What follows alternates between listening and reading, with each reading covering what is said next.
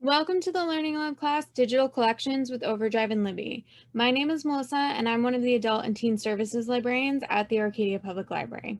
We're going to be taking a look at how to use the OverDrive app on an Android device. So in this video, we'll be looking at how to download the app and its basic navigation. So let's get started. The OverDrive app is available on both Apple and Android devices. It looks pretty much the same on both devices, so if you have an Apple device, this video will still be of use to you. The OverDrive app is the original app from OverDrive that allows you to borrow eBooks, eAudiobooks, and digital magazines to be read on your mobile devices, such as phones and tablets. There's also the Libby app, which was created after the OverDrive app, and we'll be looking at that in one of the other videos in this class. Both apps let you access the collection, so right now, while both apps are offered, it's just a matter of preference. I'm going to go to the Play Store on my Android tablet. Now, my device might look different than yours since we have different types of devices and different apps and different contents, but the process will be the same.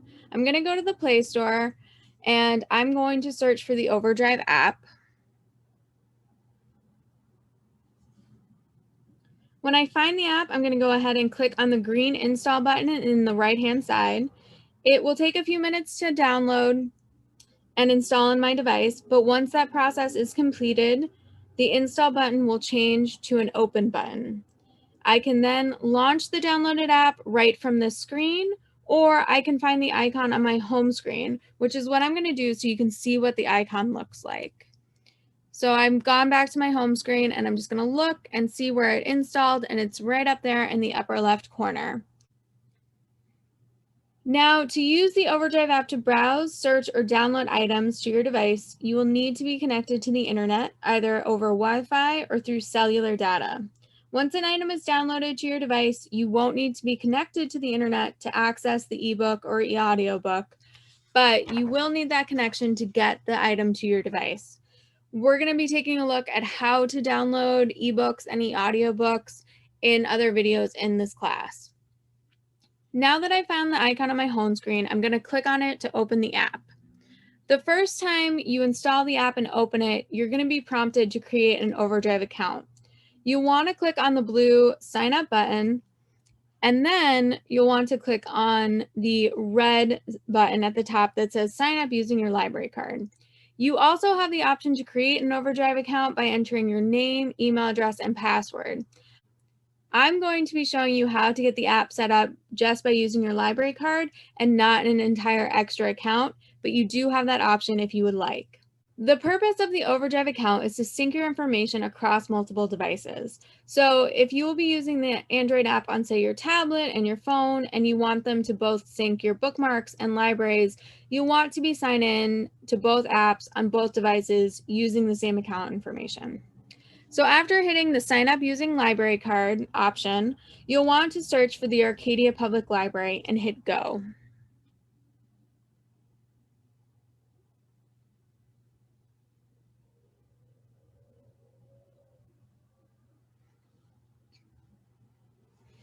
We should be one of the results that are clustered under the Southern California Digital Library, which is the consortium of area libraries that we share a digital collection with.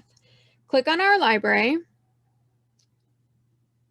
and you'll be brought to a drop-down menu where you will select your library. So I'm going to go ahead and select Arcadia Public Library from this list. Then you're going to want to enter your card number, which is all the letters and all the numbers on the back of your library card, starting with PARC000.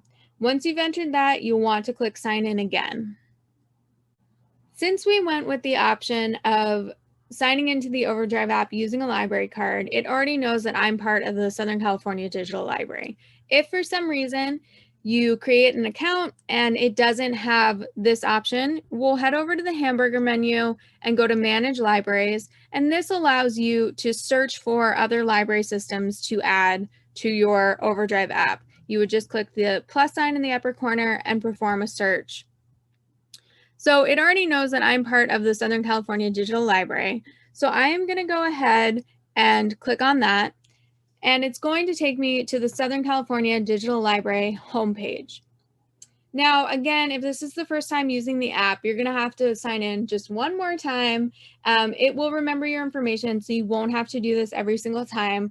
There's just a little bit more setup the first time you use the app. So I'm going to go ahead and click on the sign in button. I'm going to go ahead and select my library and then enter my library card number, all the letters, all the numbers, and then click sign in again. Like I mentioned, you won't have to sign into the app and enter your library card number every time you use it. However, from time to time, you may need to re-enter your information, especially if the app has a large update or something like that. So more or less, you'll just be able to come in and use the app, but in the future, you may be asked to enter your library card number again. Now, you'll notice if you've watched any of the previous videos or used OverDrive on the computer that this looks very similar to the OverDrive portal online. The search bar has moved, but the icons and the general layout are pretty much the same. So the search bar is now on the top left side. The bell notification is for holds. The book icon is for your loans. And then the right side hamburger is your My Account menu within this particular library. There is that left-hand hamburger menu, and this is the larger menu for the entire app. Before we start searching, borrowing, and downloading items within our account over this and our subsequent videos, let's take a look at this larger settings menu to get better acquainted with the app. First, like I mentioned, all of your libraries are going to be listed. I've only got the Southern California Digital Library added, but if I add additional libraries, they'll all be listed right there at the top. And again, you can add libraries by going to Manage Libraries and then clicking the plus sign and searching for additional library systems. If I go back to this menu, the bookshelf is going to be any materials that you have checked out that are downloaded to this device. This will include OverDrive Read or EPUB eBooks or eAudiobooks. Kindle format eBooks will not show up here. They'll end up in your Kindle app on your device since the Kindle format items are sent to your device through the Amazon portal. The account option is the account that you use to sign into the app. Next is the settings, and this is where you can control things like automatic downloads and automatic syncing. You can also control your history and bookmarks and what notifications the app provides.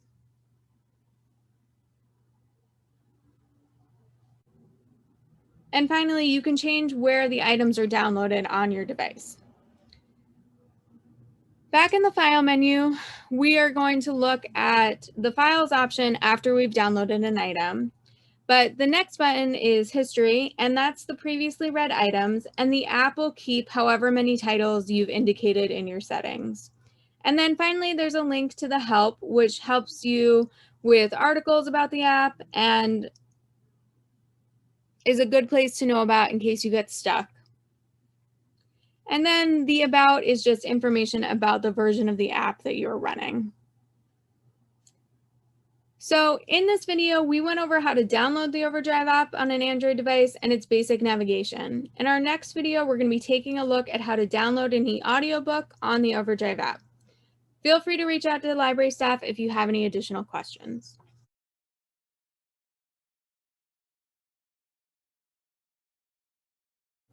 And I'm going to enter my information again.